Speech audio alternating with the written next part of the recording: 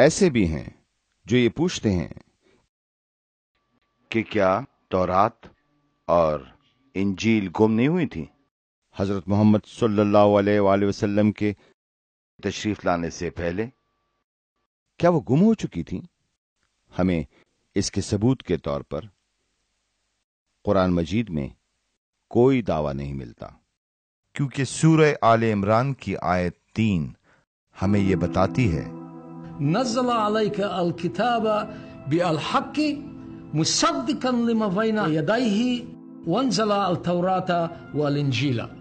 یہ آیت صاف طور پر ہمیں بتاتی ہے کہ انجیل اور تورات ان کے ہاتھوں میں تھی، واقعی ہاتھوں میں تھی۔ یہ یہودیوں اور عیسائیوں کے ہاتھوں میں تھیں حضرت محمد صلی اللہ علیہ وآلہ وسلم کے دور میں۔ اس آیت میں جو کہا گیا ہے، جو پہلی کتابوں کی تصدیق کرتی ہے، مصدقا لما بین یدیہ، تو پھر کس کی تصدیق کی ضرورت ہے؟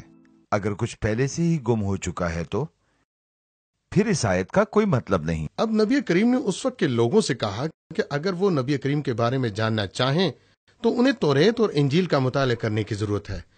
تو اس بیان کا کیا مطلب ہوا؟ صاف ظاہر ہے کہ اس وقت کے لوگوں کے پاس توریت اور انجیل موجود تھیں۔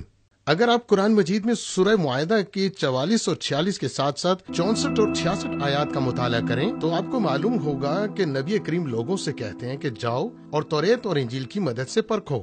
اب کوئی کس طرح توریت اور انجیل کے ذریعے پرکھ سکتا ہے اگر وہ اس کے پاس نہ ہو؟ صاف اور واضح ہے کہ یہ دونوں ان کے پاس تھیں۔ اور سنن ابی داؤد کے مطابق نبی کریم نے اپنا ہاتھ توریت پر رکھا اور کہا، میں اس پر یقین رکھتا ہوں اور اس پر بھی جس نے یہ نازل کی۔ اس لیے نبی کریم اس وقت یہ کہنے میں بالکل واضح تھے کہ توریت اور انجیل خدا کا کلام ہے۔ جناب آن حضرت نے توریت اور انجیل کو چھوا، اسے دیکھا، وہ جانتے تھے کہ یہ کبھی تبدیل نہیں ہوئی۔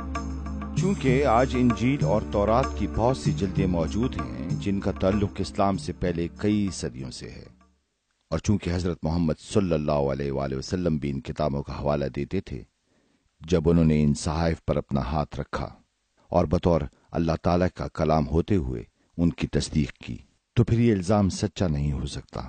اس موضوع پر لکھتے ہوئے ممتاز اسلامی مفکر سعید عبداللہ نے یہ نتیجہ اخذ کیا، چونکہ یہودیوں اور عیسائیوں کے معتبر صحائف آج بھی اسی طرح موجود ہیں جیسے نبی کریم صلی اللہ علیہ وسلم اسلام کے دور میں موجود تھے۔